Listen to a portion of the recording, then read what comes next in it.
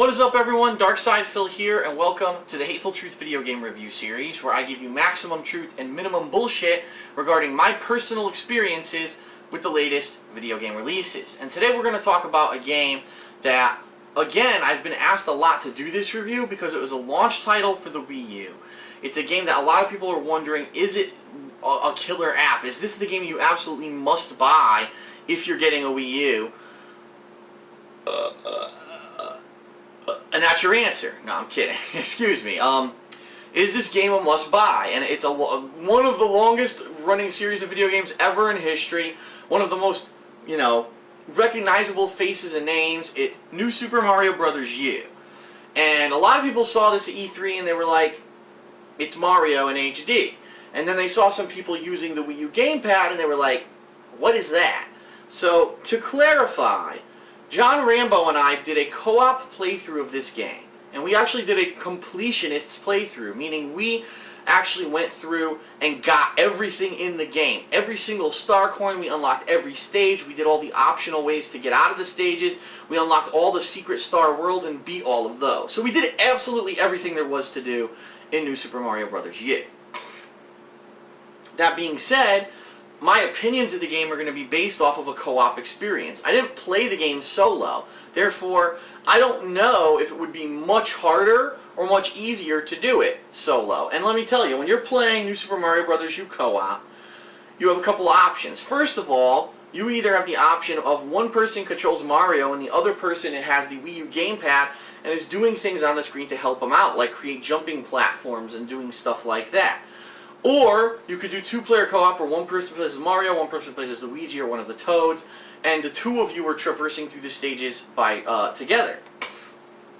And so this game actually does technically have the capability to be 5-player if you have 4 Wii remotes and someone else is using the gamepad to do what it's called boost mode, where you're creating platforms and you're aiding the players. But really what I have to say about boost mode is this. Who in the hell wants to do that? Like, if you're watching people play a Mario game, don't you also want to play the Mario game? Really, when you're doing boost mode with the Wii U gamepad, all you're doing, oh, I can finally do something, tap here, oh, let me tap here, and that's all you're doing. Why is that fun? Why did Nintendo think that was fun? It almost, when you're playing the game, it almost feels like this is a direct sequel to New Super Mario Bros. For the Wii, and that the boost mode was actually just an add-in that they put into the game later on once they realized that they were going to try to sell this thing with this big clunky gamepad and they wanted to say that the game has functionality with it.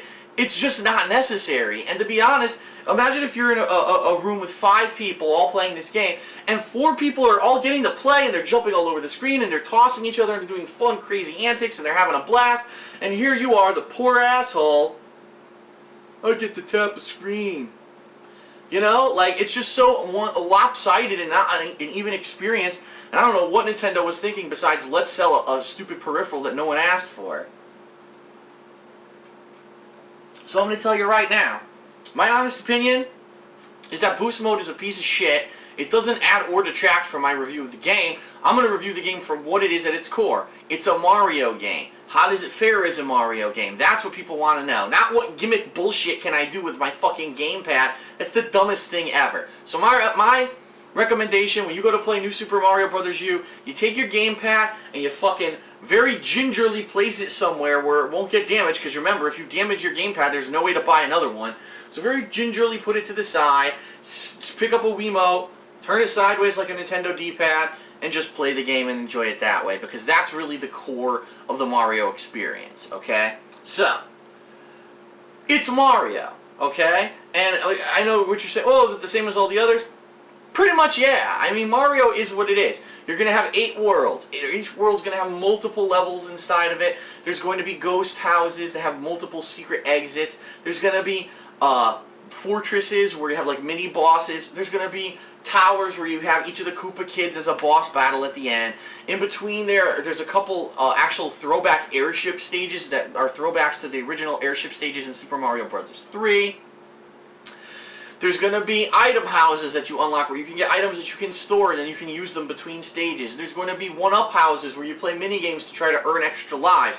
There's going to be not random, but monster encounters on the field, actually on the world map, similar to Super Mario Bros. 3, where you might have a Hammer Brother walking around, or maybe a bunch of different kinds of enemies, and then what happens is you get transported to this mini stage, which is just like one screen, where you're facing off against these enemies, and if you successfully kill them without dying, you unlock an item. Ooh, excuse me. Excuse me. And there's going to be secret exits to stages that lead to a warp, and the warp goes to a secret path that takes you to another stage quickly. If you get all the star coins in a stage, you actually unlock these secret star stages from the end of the game, which are basically a set of 8 secret stages that are only available if you collect all of the star coins in every single stage of a certain chapter of the game. So if you're at level 1, you get all the star coins, you unlock the level 1 star stage, and after you beat the game, after defeating Bowser, it'll unlock that stage for you, and you can actually travel there and play it. Once you unlock all of the star stages, and you complete them all and get all the coins, the final stage opens up, which is actually a throwback to the original stage of Super Mario Bros. 1, where, if you remember, you could get a turtle shell, kick it, follow it, and it would keep hitting Goombas till you got a 1-up. That's actually the whole premise of the final stage of the game, which was pretty cool, it was pretty neat, and it made me feel a retro feeling, and I actually enjoyed that being the last stage of the game. Okay, so, that being said, let's talk a little bit about it. First of all, the graphics of New Super Mario Bros. U are outstanding. It's the first Mario game in HD. The visuals are stunning. It's beautiful to see this world finally imagined in HD, since, I mean, every other fucking game under the sun has been HD for like 5 or 6 years now. Finally, Nintendo has caught up, and it's really neat to see Mario in 3D in HD for the first time. Let's talk game mechanics. It pretty much plays almost identical to New Super Mario Bros. Wii. There's very little new content that's been added here. Let's talk a little bit about the new content. Well, what's the new power-up? Because remember, in every Mario game, they give you a new power-up. In this game, it's the Flying Squirrel suit. Now, this suit gives you a couple abilities. First of all, when you're jumping in midair, if you shake the Wiimote, it'll actually give you a boost up. Now, it's not an infinite boost. It's not like you're flying. It's just like almost a double jump. When you think about it, it's like you jump and then, whoa, another big boost up into the air. Once you're up in the air, you can hold down the button to slowly descend and glide down. There's another ability with the suit where if you just jump in the air and you hold the jump button without doing the shake, you will actually go very quickly left and right, very fast horizontally in midair. And you can actually use this to get to hidden ledges and such during the course of the game. Okay, that's really it for new power-ups. I mean, there's not a lot of new content added into the game. There are some new mini Yoshis in the game that add a little bit. Like, there's a Yoshi that actually blows bubbles, and these bubbles turn enemies into power-ups, which is kind of neat. If you grab one of those Yoshis and bring it into a tough stage, you just obliterate all the enemies and end up getting 1,000 power-ups for it.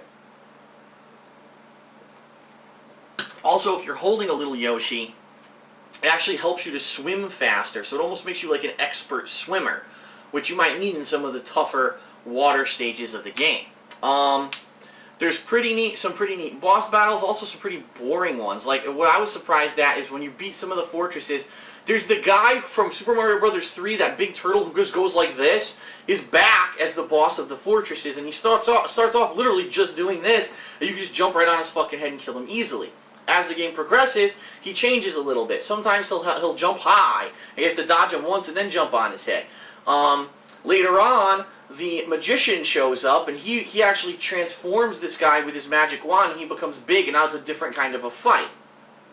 You'll also take on the magician in one of these boss fights. But in addition to those boss fights, there's the Koopa Kids, and the Koopa Kids all will do different things. Maybe one of them will have a bazooka that he shoots at you. One of them will have magic that they're using on you, and one of them, the stage will be moving. It's pretty much, though, very similar to Super Mario Bros. 3's boss battles. The difference here being, it's way easier.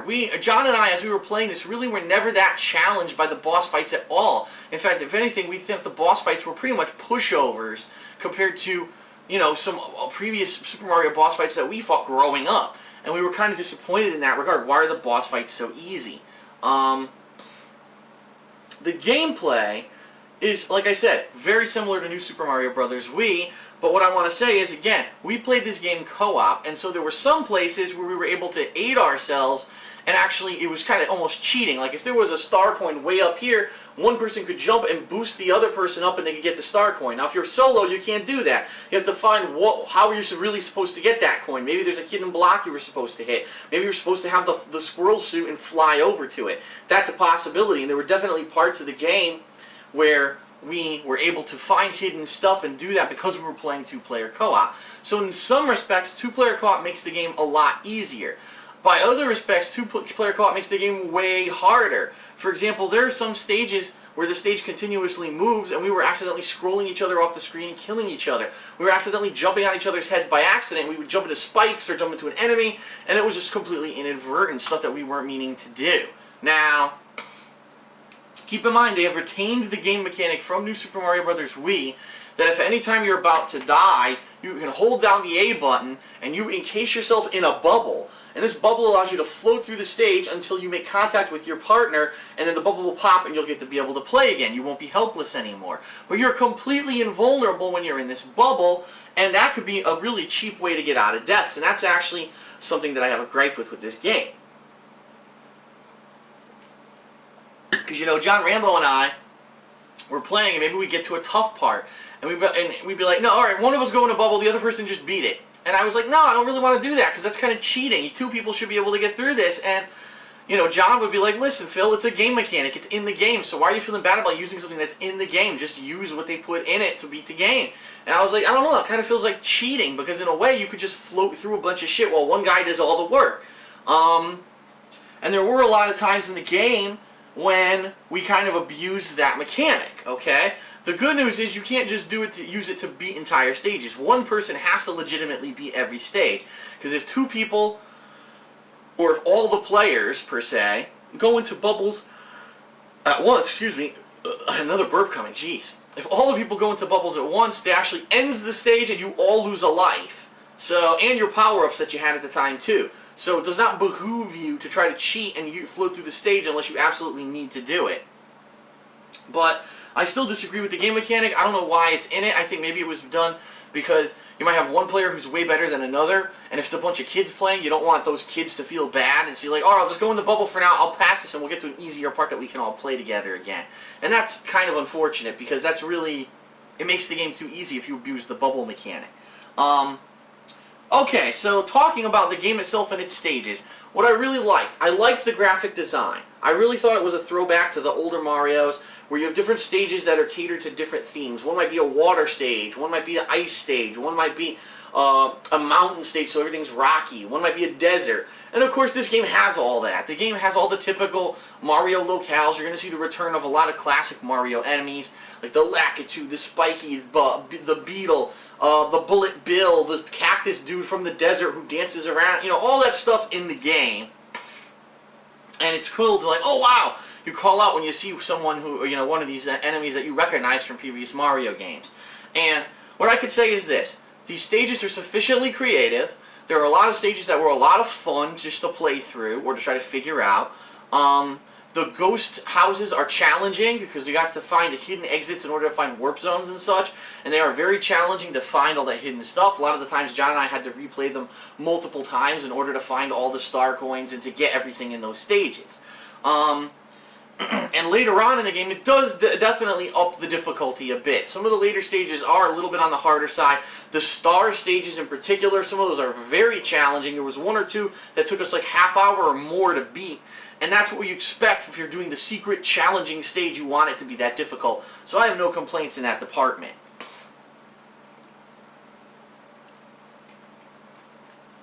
So all in all, New Super Mario Bros. U is a typical Mario game. And a lot of people are going to ask, they're going to draw parallels. Is it better than New Super Mario Bros. 2 from earlier this year? Absolutely, and here's why. Number one, it's an HD, first Mario game in HD. That's a unique thing right there. Number two, some new items. Sure, there's some, you know, a lot of the stuff's rehashed or redone. Yoshi's been around forever. But there's some new items. The stages are all completely original. The music is all completely new, which is awesome. And so, you know, in that regard, it's entertaining. New Super Mario Brothers, you really felt like it was something that they dialed it in. They didn't even put effort into it. It was more like let's just take the New Super Mario Brothers, make another quick game with the same exact template, don't really add anything new into it, don't even add much challenge into it, and just throw it out there. At least this game has potential to challenge you because you want to find all those star coins, you want to find all those warps so that you can unlock the star stages. As opposed to New Super Mario Brothers 2, which had nothing hidden. It was completely stupid. That it was just like nothing. There was no reason to do anything in it. So at least this game has that going for it. I would even go to say I think I did like it a little bit more than New Super Mario Brothers Wii. But at the same time, I did not like it as much as I just this past year liked Super Mario 3D Land.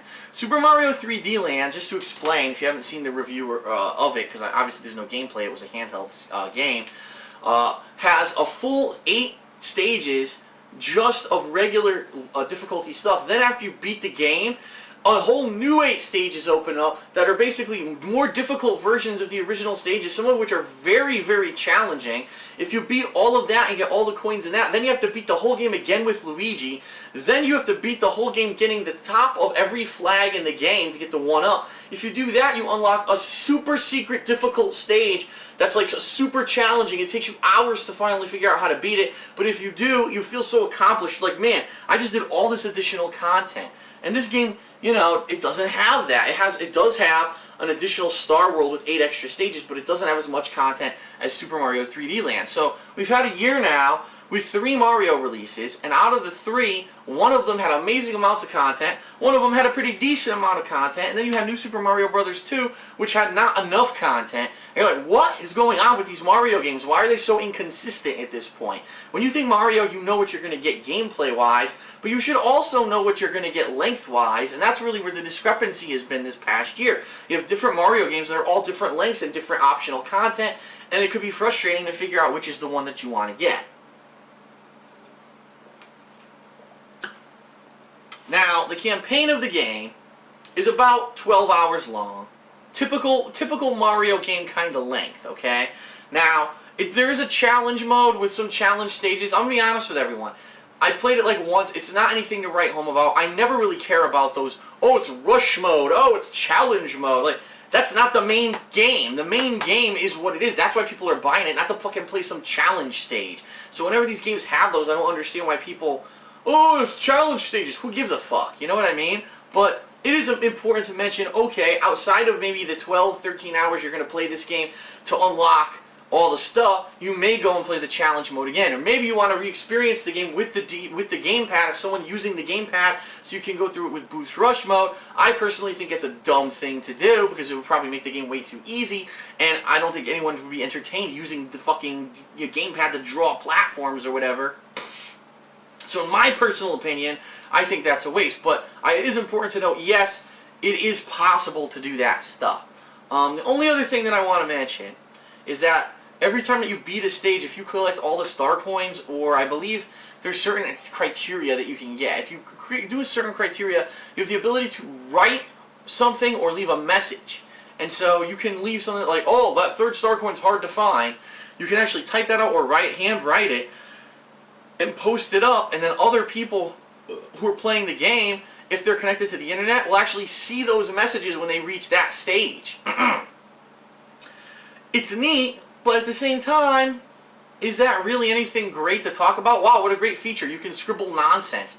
And the other thing is, Nintendo is a bunch of Nazis. They actually have people who are patrolling and who are moderating these comments. And in some cases I can understand. If someone's saying something sexual or something racist or they're swearing, I can understand. But for example, there was a stage, the entire stage was underwater. It was a swimming stage. When I beat the stage, my message, I hand wrote it. I said, wet. That's it. I didn't say I'm wet. I didn't say anything sexual. I just thought wet, because it describes the stage. We're going to be wet the whole stage because you're underwater. They moderated the comment and deleted it. I was like, what? That's ridiculous. And so people have actually been complaining that Nintendo is literally being like a Nazi-ish kind of control over the comments. They're just completely going overblown, and they're taking anything that could possibly in any way, even if it's the most unrelated way to relate what you're saying, they're taking that and they're basically moderating it and saying, no chance that someone will get the wrong idea. So you're going to find a lot of the times you'll be saying stuff, and the next thing you know, you look at your inbox, oh look, Nintendo has said that I violated the terms of chatting and they've deleted my comment. And it's really stupid in that regard. Surprisingly enough, no multiplayer over the internet. And a lot of people might be saying, in this day and age, you know, this is a brand new console, it's supposed to be cutting edge. You can't play the big title, the one that everyone wants, you can't play it over the internet. And the answer is, no, you can't. There's no online features with Mario. So once again, another Mario game where you have to have couch co-op. And a lot of people are happy about that. A lot of people are sure pissed about that because you maybe want to play it with a couple friends over the internet. They didn't bother to do it. So New Super Mario Bros. U, at its core, is what you expect from it. It's a Mario game. It's very similar to New Super Mario Bros. Wii, but it's in HD. It has a couple new items, but not too much. It doesn't deviate too much from the core formula. Where it does deviate, it is a little bit of fun. I did like the new squirrel suit and such. But at the same time, it's exactly what you're going to expect from a Mario game, both in content, in length, like I said, around 12 hours, and if you want to do the additional modes, you may play it some more. Is it a system seller? I would say, if you're the kind of person that's always played every Mario game, and you really enjoy it as a series, if you know that it's like the king of platformers, then yeah, this is probably a game you're going to enjoy. You may even want to pick up a Wii U to play it. But I don't know, for me it's more of like, okay, it was fun, but it didn't blow me away. For me, here's my gripe, and this is, I really wish someone would answer me on this one. Mario has been fucking fighting Bowser for every Mario game since the dawn of time, except for Super Mario Bros. 2 in the United States, which really wasn't Super Mario Bros. 2. It was called Doki Doki Panic. And John even brought up an important point about that during the playthrough. He said, Phil, why the hell don't they ever bring back those characters? Remember that big mouse boss who wore sunglasses and threw bombs? Why isn't he in this game? What about the Toad King? What about Birdo? Where are all those characters and why aren't they in these games anymore? And I'm not asking for them to come back, but what I'm saying is, can't Mario do something different? Why does he always have to fight Bowser and the Koopa Kids? I hate to say it, I know the game was trying to be a throwback, but I beat the Koopa Kids back in New Super Mario Brothers, or in Super Mario Brothers 3. I beat you know, Bowser again in Super Mario World. I fought the Bowser baby already in, what was it, Super Mario World 2 Yoshi's Island. I've already fought the Koopa Kids multiple times in other Mario titles, including just Super Mario Brothers, new Super Mario Brothers Wii. Why are we still fighting the Koopa Kids? You get to a point you're like, enough is enough. Can you please think of something new? I mean, sure, you can make another platformer, but can't you have new enemies? Can't you have new stuff going on? Why can't they make Mario fight someone else? It's just getting blasé at this point. Mario can only do the same shit for so long, and I understand that, oh, it's a new generation now, it's 20 years later, and blah, blah, blah. Yeah, but okay, you could still do creative stuff that's, you know, not the same fucking rehashed shit, and that's my major gripe with the game. Give me something original. I'm tired. I know you're saying, if it ain't broke, don't fix it, but after, you know, a certain point, you get tired. I'm sorry. Yeah, okay. The Harry Potter series have 27 movies, but if they had just kept making movies, wouldn't you eventually get tired of Harry Potter? You know what I mean? And that's what I mean. It's the same plot line, it's the same stuff rehashed every time. We need some originality with the Mario games, and we just haven't seen it with the core platforming Mario games, and that's kind of annoying. So for me overall, I definitely enjoyed the game. I definitely think if you love Mario games, you should get it. At the same time, the game didn't really do anything groundbreaking or original. The new modes, per se, are kind of throwaway modes that really aren't that enjoyable and you're probably not going to give a shit about. All you're going to care about is the main campaign of the game, and, you know, it's Mario. He's good, he's great, he's a classic platformer, but at this point, there needs to be some originality, and there really isn't a lot of it in this game. So, weighing in all the factors, I give Super Mario Bros. U, or New Super Mario Bros. U, an 8 out of 10. It's a good game. I definitely think it's a must-get if you're getting a Wii U, but I don't think it's a game that if you don't have a Wii U right now that you need to run out and buy it to play this game. If you've played New Super Mario Bros. Wii, you've basically played this game, only you didn't experience the new stuff and the HD features and stuff like that. You can wait. You can wait till the Wii U is cheaper or whatever you want to, you know what I mean? You don't have to rush out. It's not a system seller in my opinion. It's a great game, but it's not something that you have to go bonkers or bananas over and go get a new system for. So, that's my review for New Super Mario Bros. U. I've been very gassy for this review for some reason. I hope you've enjoyed it. I hope that now you have a better picture in your mind about what the game is, whether or not you'd like to get it for yourself. If you want to see further and see what I mean about how the co-op in some places makes the game easier and other places makes it harder, definitely check out the co-op playthrough that I did with John Rambo, which is live on DSP Gaming, my gaming channel. And you should definitely, take an opportunity to see from that, based off of that, from the gameplay, did you like it or not. So, alright, that's it for this episode of The Hateful Truth. I hope you enjoyed it and you found it informative. I will see you next time for another game review. Peace.